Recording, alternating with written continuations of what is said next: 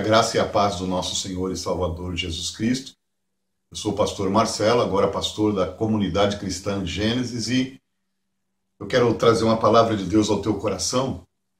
O tema dessa palavra é um tema bem sugestivo e interessante, que é realizando o autocuidado. Realizando o autocuidado. Preste atenção que diz a palavra de Deus em Mateus, capítulo 7, o versículo de número 3, que diz assim: Por que reparas tu o cisco no olho do teu irmão, mas não percebes a viga que está no teu próprio olho?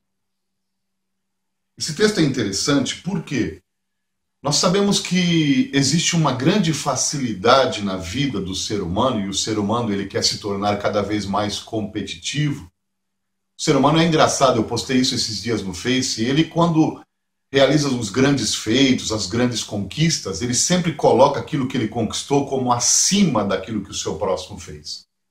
Mas quando é em relação ao pecado, ele cometeu um erro, ele sempre vai dizer que aquilo que ele fez não é nada comparável àquilo que o outro irmão fez. Ou seja, então ele é egocentrista, ele vai sempre buscar a proteger, a preservar o seu próprio ego. E nesse texto Jesus deixa claro algumas coisas interessantes, né? Por que tu reparas no cisco do olho do teu irmão, mas não percebes a viga que está no seu próprio olho? A primeira coisa que eu vejo aqui é o chamado desvio de foco. Preste atenção, se a viga está no meu olho e eu consigo passar por ela e reparar no cisco que está no olho do meu irmão, isso chama-se desvio de foco. Era para mim, primeiro, com certeza, perceber aquilo que está na frente dos meus olhos, mas eu não consigo perceber. Então, quando a pessoa desvia o foco e começa simplesmente a apontar o defeito ou a falha do irmão, você pode ter a convicção e certeza que ela esconde coisas maiores. E ela vai apontar sempre o irmão, sempre falar da vida do irmão, do alheio, de uma igreja, de algum acontecimento, para tentar preservar as suas falhas que ela deixa escondidas. E Jesus ele vai recriminar isso. Jesus ele vai falar que a pessoa não deve agir assim. Por que autocuidado? Porque você tem que cuidar de você, a salvação é individual. Muitas das vezes você cuida mais da vida dos outros, da vida de todas as pessoas que estão na sua comunidade, na sua igreja, no seu trabalho. E sempre, claro, quando você vai olhar para alguém, sempre vendo o defeito, exaltando o defeito, porque, na verdade, né, as qualidades só estão na sua vida, né, não estão na vida de outras pessoas. Né? E aí você vai desviar o foco para tentar esconder, e Jesus recrimina isso. Você consegue ver uma coisa mínima na vida de alguém, não consegue ver uma coisa absurda que está perante os teus olhos. Segunda coisa que eu posso ouvir Jesus falar aqui é que quando nós estamos nesse estágio de estar vendo, apontando, falando o defeito, a falha de um irmão, o nosso defeito é proporcionalmente muito maior. Muito maior, muito intensamente maior. Da trave para um cisco é absurdamente milhares e milhares de vezes. Ou seja, Jesus está dizendo, tu tá pior. Olha para você, tu tá pior, tem coisas na sua vida que está diante dos teus olhos, que precisam ser vistas, precisam ser revistas, precisam ser mudadas. E você não faz isso. É só o outro.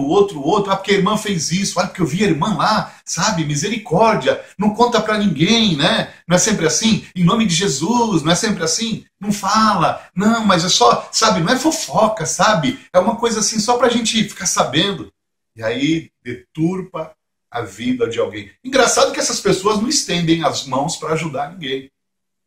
Eu tenho um ditado que Deus me deu, não sei se outra pessoa já falou algum dia, porque o ser humano é criativo, né, e não sou eu, que é assim, ao invés de você apontar o dedo, estenda a mão. Muitas pessoas só apontam o dedo, mas você não ouve e não vê ela estendendo a mão ou demonstrando o cristianismo para ninguém. O cristianismo dela é demonstrado perante o pastor dela na igreja. Saiu da porta para fora e às vezes nem sai da porta para fora, ela já começa a olhar para o alheio.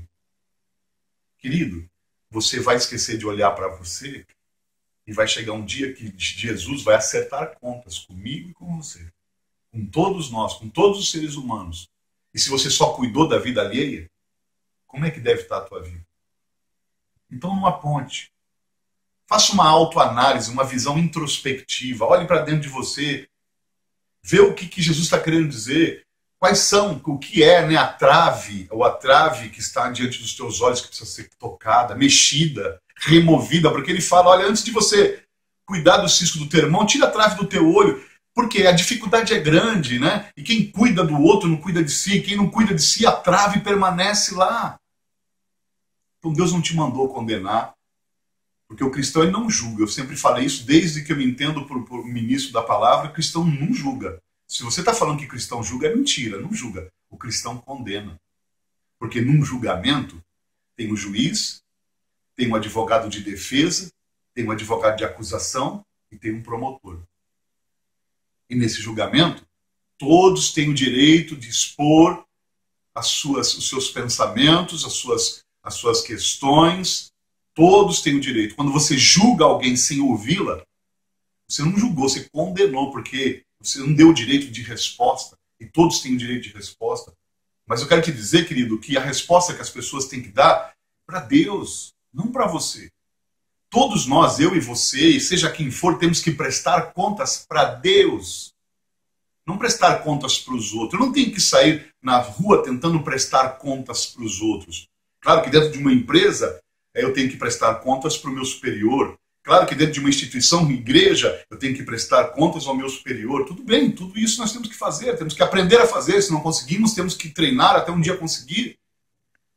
Agora, para as coisas da vida, do dia a dia, do cotidiano, só tem um que nós devemos prestar contas. Aquele que há de julgar os vivos e os mortos, que é Jesus Cristo, nosso Senhor. Então, querido, comece a cuidar de si mesmo agora. Sabe? Quando alguém chegar para você tentando falar da vida de alguém ou de alguma situação embaraçosa que alguém cometeu, porque todos nós cometemos, não é? Quando Jesus viu aquela mulher que foi pega em flagrante de adultério, os acusadores vieram correndo atrás, tentando, né, provar a Jesus para dizer se ele realmente conhecia da lei. Jesus estava escrevendo na areia, no chão, e ele levanta e interceptou aquelas pessoas ao ouvir elas dizendo que aquela mulher tinha sido pega em flagrante de adultério. O que aconteceu? Jesus olhou para todos e disse: quem não tiver pecado, seja o primeiro a atirar a pedra. E a Bíblia fala que depois dessa palavra de Jesus, começaram a sair um por um, começando pelos mais velhos. Preste atenção na palavra. Por que mais velhos? Porque o mais velho viveu mais, pecou mais. Pecou mais, foi mais atingido por essa palavra de Jesus, saiu um a um. E Jesus perguntou para a mulher: mulher, cadê os teus acusadores? Na verdade, querido, a gente prestar atenção nesse texto, não deveria ter no meio da igreja os acusadores, porque os acusadores são de origem satânica, porque o acusador na Bíblia Sagrada é Satanás. Só que não, né? O homem que quer olhar o cisco do olho do outro irmão, eles saíram um a um e Jesus simplesmente abordou aquela mulher. Se tinha alguém ali nessa cena que poderia atacar pedra, dar uma pedrada na cabeça da mulher e não deu, esse alguém chama Jesus, porque ele nasceu, viveu e morreu e ressuscitou sem ter um único pecado. Mas Jesus, ele é pleno amor e misericórdia. Então hoje, preste atenção. Comece a cuidar de você. Cuide de você mais. Busque mais a Deus. Sabe? Eu tenho a minha visão introspectiva. Eu sei onde mudo, onde preciso mudar. Eu estou buscando, vou continuar buscando. Você tem que fazer isso. Você tem que fazer isso. Ninguém vai fazer isso por você. Se você é uma pessoa, mas sabe, é uma igreja, eu vivo em grupo. Só que Deus não mandou você condenar, julgar. Né? A Bíblia fala amar uns aos outros. Estar junto, amor. O amor, querido. A Bíblia diz: o amor tudo crê, tudo espera, tudo suporta. O amor, ele suporta qualquer coisa. Se você diz que ama alguém, ataca e fere essa pessoa, esse teu amor, querido, não existe. Esse teu amor não existe. Porque o amor é diferente. O amor é: apesar de, eu te amo. Apesar disso, eu te amo. Eu te amo porque eu te amo independentemente de você ser assim, independentemente de eu não concordar com o seu jeito, independentemente... Eu te amo. Meu amor está acima de qualquer comportamento. Os pecados que nós cometemos é comportamento. É um ato, é um gesto. A tua vida não pode ser resumida, ou a vida de ninguém não pode ser resumida por um gesto, por um comportamento. Não é? Engraçado, quando se conta a história de Dom Pedro I, né? só conta atos, né, de valentia dele no mundo, no Brasil, principalmente, vindo de Portugal. Quando é histórico, coisas de homens, né, que são homens famosos, lá em cima. Mas quando é do outro vizinho, do parente, é lá embaixo.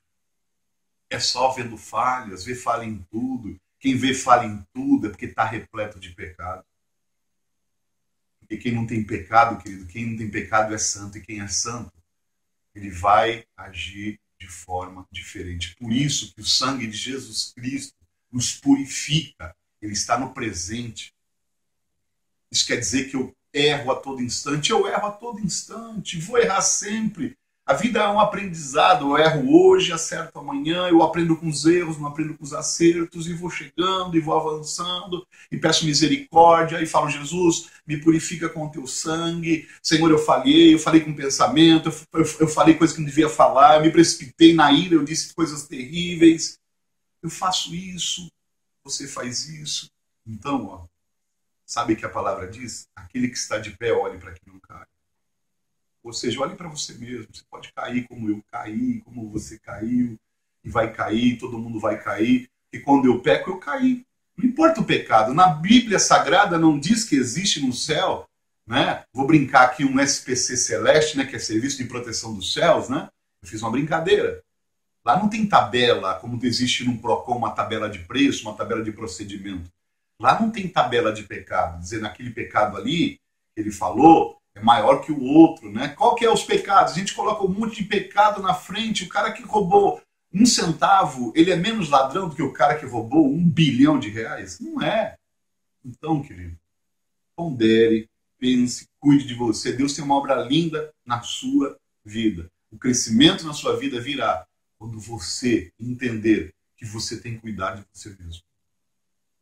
Você tem que cuidar de você mesmo, dos teus pensamentos, todos os dias, todos os instantes, fazer reflexões. Quando eu li esse texto, a primeira coisa que eu pensei é o que eu preciso mais e mais, e isso Deus vai nos mostrando em tudo. Tirar, qual é a trave que está no meu olho? Se eu puder conseguir tirar, que é difícil, né? Todos nós, por isso que ele fala isso, essa diferença. Quem sabe eu posso ajudar alguém, mas ajudar não é condenar. Que Deus abençoe a tua vida, essa palavra de Deus. Logo, logo nós estaremos com mais ministrações, colocando aí no Face, abençoando a tua vida. Compartilha essa palavra, porque a palavra de Deus tem que ser compartilhada. Nós compartilhamos no Facebook tantas coisas que não edificam.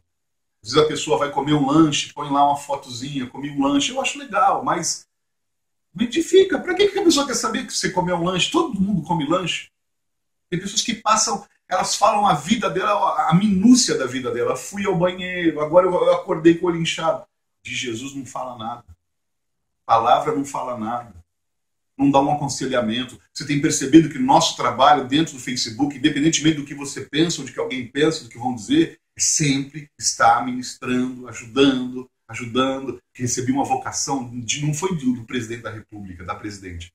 Eu recebi uma vocação de Deus. E os dons e a vocação de Deus são irrevogáveis. Sabe o que quer dizer isso? Sabe o que quer dizer a palavra irrevogável? Jamais, nada e ninguém poderá retirar o que eu te dei de você. Ninguém e nada. Isso é irrevogável. Não muda mais. Eu tenho que cumprir o meu chamamento ajudando. E hoje eu estou fazendo isso. Que Deus abençoe a minha vida. Que Deus abençoe a tua vida. No nome eterno de Jesus Cristo, nosso Senhor.